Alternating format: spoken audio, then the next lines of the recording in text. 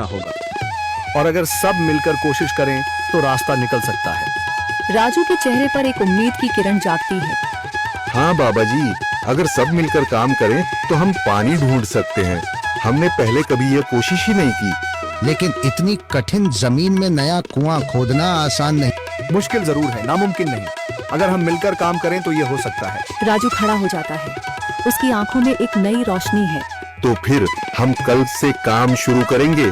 मैं गांव के सभी युवाओं को इकट्ठा करूंगा। हम मिलकर नया कुआं खोदेंगे। यह कहते हुए वह शामू के साथ गांव के दूसरे युवाओं को बुलाने के लिए निकल पड़ता है। कहीं दूर से गरज की हल्की सी आवाज आती है, जैसे आकाश ने उनकी उम्मीदों की गवाही दे दी हो।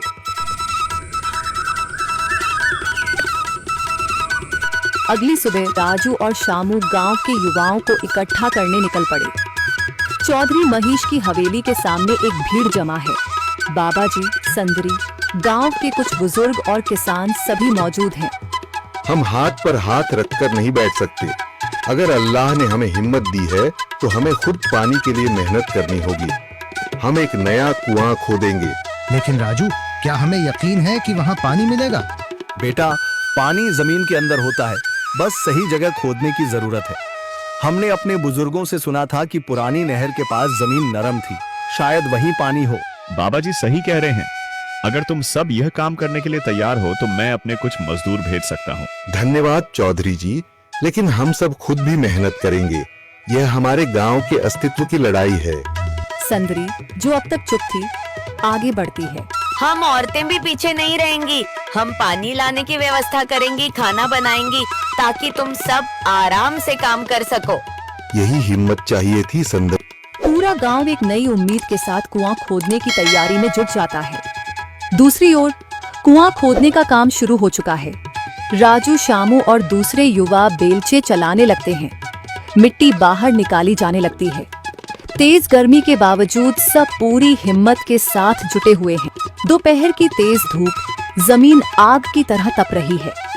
गांव के लोग लगातार कुआं खोदने में जुटे हैं। हाथ छिलने लगे हैं, माथे से पसीना बह रहा है, मगर किसी ने हार नहीं मानी। महिलाएं पानी और सत्तू लेकर आती हैं ताकि पुरुषों को कुछ राहत मिले। हमें और गहराई तक जाना होगा। अब तक सिर्फ सूखी मिट्टी और पत्थर ही निकल रहे हैं। राजू, यह बहुत कठिन काम है। अगर हमें पानी न मिला। अल्लाह मेहनत करने वालों को कभी निराश नहीं करता बेटा। तुम सब अपनी कोशिश जारी रखो, पानी जरूर निकलेगा। हिम्मत मत हारो। अगर अब रुक गए तो फिर कभी पानी नहीं मिलेगा। सभी फिर से जोश में आकर काम में जुट जाते हैं, मगर सूरज की तपिश बढ़ती जा रही है और कई लोगों की सांसें तेज चलने लगती हैं। तभी एक तरफ से रामलाल और उसके आदमी हंसते हुए आते हैं। अरे भाई, तुम्हें लगता है कि जमीन तुम पर रहम करेगी? हाँ हाँ, ना समझ लोग, ये सब बेकार की मेहनत है। रामलाल, हमारा हौसला मत तोड़ो। अगर तुम मदद नहीं कर सकते तो कम से कम मजाक भी मत उड़ाओ। मदद? हाँ, मैं अपने कुएं का पानी बेच सकता हूँ, मगर मुफ्त में नहीं दूंगा। राजू सब अनसुना कर फिर काम में लग जाता है।